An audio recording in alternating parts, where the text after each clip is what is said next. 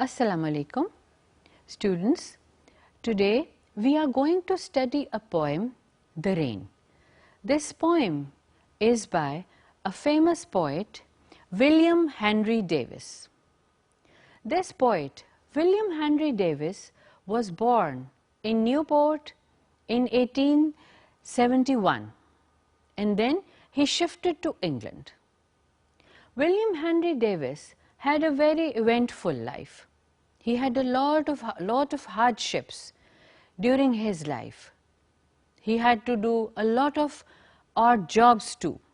And all these hardships and work experience is reflected in his poems.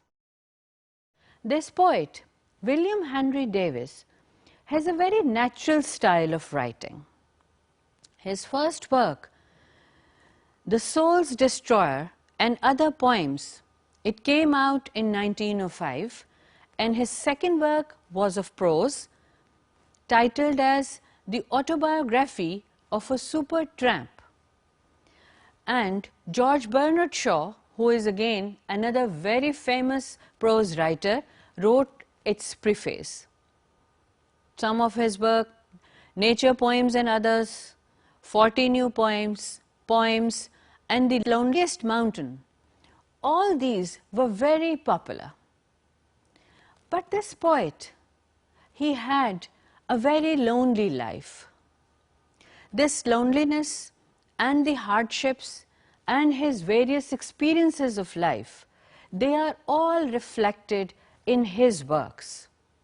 When we look at his poems, the basic themes which we see, they are his observations about the hardships one suffers in life, the different people one meets during these hardships.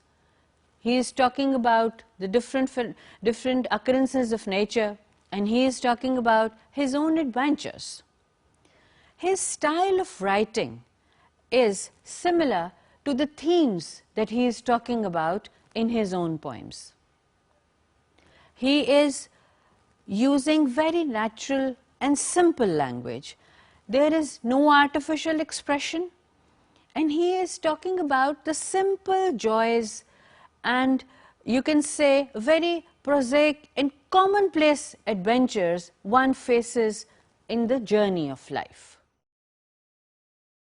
Students, we are going to read this poem, The Rain. I hear leaves drinking rain. I hear rich leaves on the top, giving the poor beneath drop after drop. 'Tis a sweet noise to hear those green leaves drinking near. And when the sun comes out, after the rain shall stop, a wondrous light will fill each dark round drop. I hope the sun shines bright. It will be a lovely sight. Now students, we are going to look at some of the difficult terms which may not be familiar to you at this stage. We are just going to look at them. The first one is leaves drinking rain. It means that leaves, they are taking in water, and they are kind of just like human beings, they are taking in that water. Second is rich leaves is again leaves full of water.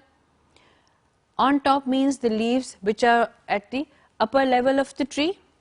Second, beneath means of course under, and tis, it's a contraction of it is.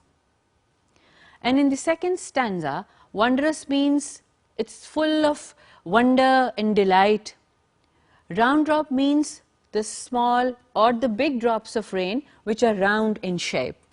Then we have bright, it means shining, and sight means a view.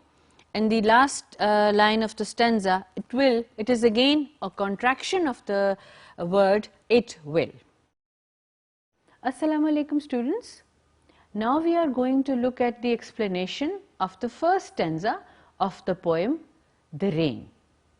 Please remember that this poem has two meanings. The one which is apparent from the wording of the poem, and the second is the underlying meaning according to the theme of the poem. Now, the poet says in the first stanza that he is enjoying this rain. He is enjoying the music which is created by the falling droplets on the leaves. This music is giving him a lot of pleasure and enjoyment. The leaves on the top, they are drinking in that water just like human beings. And then after drinking, they are giving the rest of the water to the leaves which are underneath the upper leaves. This is the apparent meaning. According to the theme of the poem, the second meaning of the poem is related to the two strata of society. The leaves on the top, they represent the richer set of society.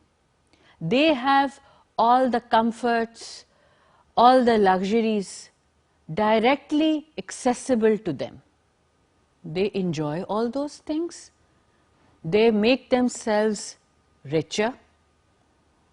Then, after the enjoyment, they transfer those riches, comforts, luxuries to the lower strata of society.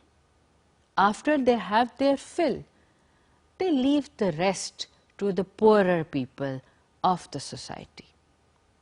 Both of these themes, that is the apparent theme and the symbolic theme, they are projected in this poem because our poet William Henry Davies had both of these experiences in his life. The first one, that is, he was popular and he had a lot of comforts in his life, and then again he has seen bad days in his life as well. Assalamu alaikum. Now students, we are going to look at the second stanza of the poem. In this stanza again, there are two meanings. One which is apparent from the words of the poem, and second, the underlying meaning according to the theme of the poem. Now, the apparent meaning is that the sunlight, it is going to come after rain. The sun is going to make the whole scene lovely, and every dark round drop, it is going to be reflected as bright sunshine. When the sun comes out after the dark clouds, everything is going to be bright and shiny.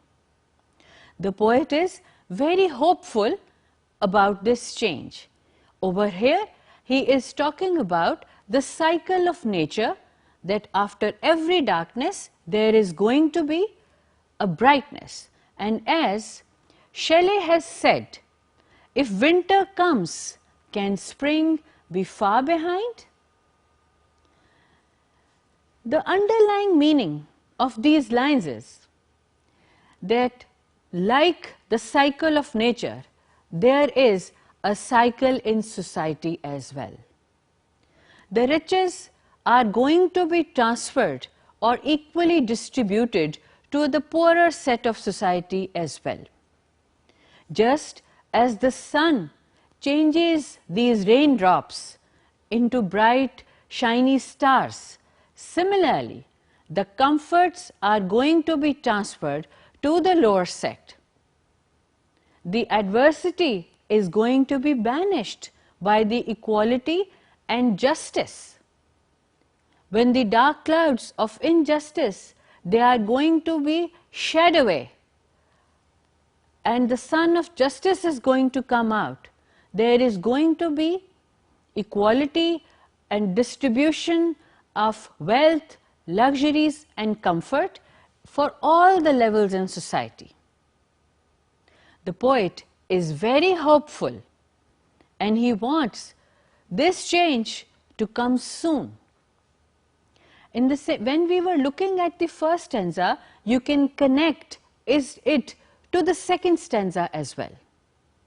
And on the whole, the poem, it has the running theme of love of nature plus the justice in society. I hope both of these stanzas are clear to you now.